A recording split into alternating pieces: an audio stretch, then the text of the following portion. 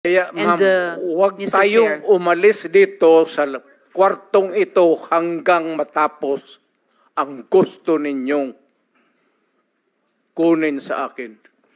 Well, Mr. Chair, so yung huling tanong ko for today, for the record, Bakit ano po? tinawag Mr. ninyo Chair. ako dito tapos yan lang ang huli ninyong tanong? May mga colleagues pa yata tayo, Mr. Chair, na magtatanong sa dating presidente. So, for the record, sinasabi nyo ba na ang mga drug users at drug criminals ay dinideserve nilang mamatay na lang kaysa pumunta sa jail? O para i-paraphrase ko si Patricia Evangelista, do some people need killing, Mr. Duterte? Ma'am, presidente ako. Nagagastos ako sa gobyerno. Bakit ako magbubuhay sa mga putang inang yan? Ikaw yung pera na